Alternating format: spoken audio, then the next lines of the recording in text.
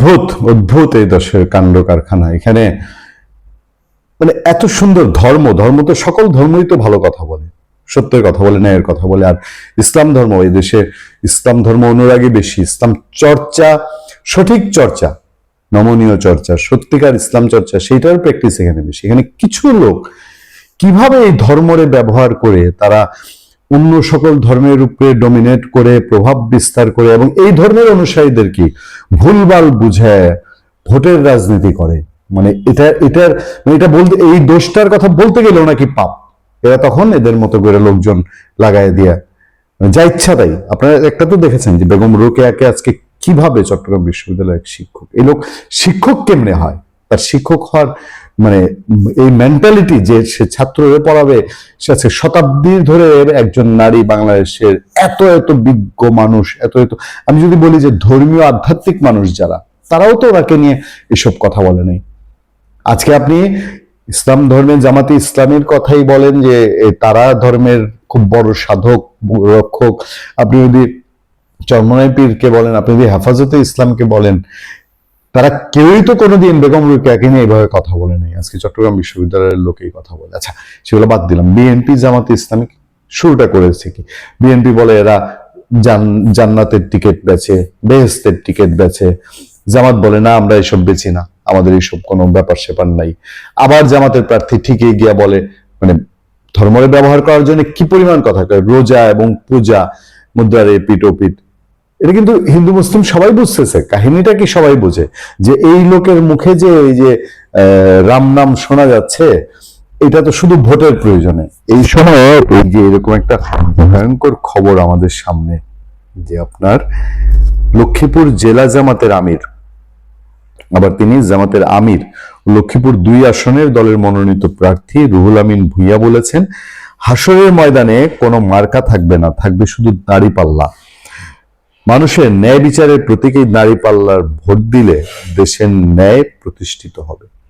আর কিচ্ছু বলবো না, শুধু আমি ওনাকে জিজ্ঞেস করব যে এই যে রুহুল আমিন ভূঁইয়া, আপনি বলেন তো কোরআনে বা কোথাও, ইভেন কোনো হাদিসে অন্য কোথাও, যে আপনারা যে দাঁড়িপাল্লার ছবি আঁকেন বা ব্যালট পেপারে যে দাঁড়িপাল্লাটা থাকে, রোজ হাসরের দিনে, আমি মুসলমান ধর্মাবলম্বী মানুষ ভাইদের জন্য, দর্শকদের জন্য আমি শুধু প্রশ্ন করবো। আমি বলছি আমি ধর্মীয় গুরু না, আলেম ওলামা না, আমি এইসব বিষয়ে স্পর্শগত বিষয়ে যেতে চাই না, কিন্তু আমার কমন সেন্স থেকে আপনাদের কাছে প্রশ্ন, ব্যালট পেপারে যে দাঁড়িপাল্লার ছবি থাকে আর হাসরের ময়দানে যেটা দিয়ে এই পাপ পুণ্য পরিমাপ করা হবে, সেটা যে দাঁড়িপাল্লা বলা হচ্ছে, সেটা কি দাঁড়িপাল্লা বাংলায় বলবে না আরবিতে বলবে না কোনো ভাষায় দাঁড়িপাল্লাই বলবে? আর সেই দাঁড়িপাল্লাটাই ব্যালট পেপারের যে ছবিটা, এই ছবির মতো হবে কিনা? আমি একটু রুহুল আমিন ভূঁইয়া সাহেব যদি শোতে পেতাম না, তাহলে আমি তাকে একটু মন খুলে প্রশ্নটা জিজ্ঞেস করতাম।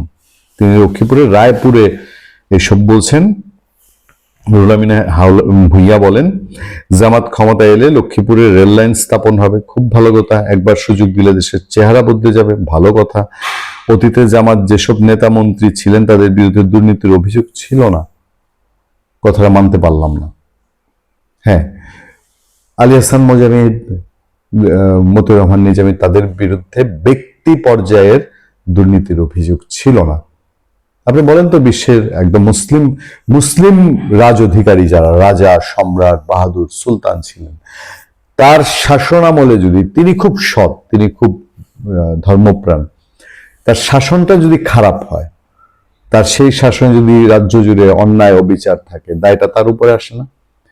তৎকালীন সমাজ কল্যাণ মন্ত্রণালয়, তৎকালীন শিল্প মন্ত্রণালয়, মতিউর রহমান নিজামী বা আলী হাসান মোজাহিদি, দুজনই প্রয়াত, আমি তাদেরকে ব্যক্তিগত আক্রমণ করবো না, আমি বলছি যে তাদের বিরুদ্ধে দুর্নীতির অভিযোগ ছিল না, কিন্তু তাদের যে মন্ত্রণালয় চালিয়েছেন সেই মন্ত্রণালয়গুলো কি দুর্নীতি মুক্ত হয়েছিল? না, কিঞ্চিত হলেও দুর্নীতি কমেছিল। বলেন তো দেখি, তাদের পিএসদের উপরে দুর্নীতির অভিযোগ উঠেছিল না তাদের মধ্যে থেকে?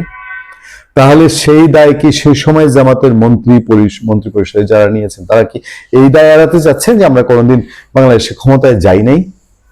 4 দলীয় জোট সরকার বিএনপির, সেটা তো জামাত ডমিনেটেড সরকার ছিল, এটা তো সবাই জানে, এটা তো বাস্তব সত্য। তিনি এখন বলছেন যে না, সেই সময় তাদের মন্ত্রীরা এই ছিল না, সেই ছিল না। সেটা বললে এখন নতুন জেনারেশন হয়তো সেগুলো ভুলে গেছে। একদল ক্ষমতাহীন হওয়ার পর আরেক দল ক্ষমতায় আসার আগেই বিভিন্ন স্থাপনা দখল করে নিচ্ছে, দেশে মাদকের জায়গা নেই এবং জুলাই সনদ বাস্তবায়নের জন্য হা ভোট দিতে হবে, পাশাপাশি দাঁড়িপাল্লাও ভোট দেওয়ার আহ্বান জানান তিনি। তিনি বলেন, রাজনীতি একসময় পবিত্র জায়গা ছিল, কিন্তু অনেকটা এটিকে ব্যবসায় পরিণত করেছে। ভারতের কথা না শোনার কারণে কেন্দ্রীয় নেতৃত্বকে ফাঁসিতে ঝুলানো হলেও জামাতকে থামানো যায়নি এবং জনপ্রিয়তা বেড়েছে। বিশ্লেষণ করলে অনেক কিছুই বিশ্লেষণ করা যায়, যে রাজনীতি একসময় পবিত্র জায়গা ছিল, এখনো কি জামাতের কাছে গিয়ে খুব বেশি পবিত্র আছে? খুব খুব যদি প্রশ্ন তোলা হয়, জামাতে ইসলামী তারা দেশব্যাপী যেভাবে তাদের কৌশলের রাজনীতি, এবং তিনি নিজে যেখানে দাঁড়িপাল্লা বলছেন, হাসরের দিনে দাঁড়িপাল্লা থাকবে, এটা কি মুসলিম মানুষজন যারা ইসলাম ধর্মাবলম্বী যারা, তাদের মনের মধ্যে কি কোথাও আঘাত তৈরি করবে না যে কেন আমার রোজ হাসরের দিনে আমার পাপ পুণ্যের বিচার কি দিয়ে হবে না হবে, সেটা জামাত ইসলামী এখন ভোটের সঙ্গে কেন তুলনা করছে? ভালো থাকবেন, সুস্থ থাকবেন। আপনার সাথে আমি আতিক রহমান, পূর্ণিয়া।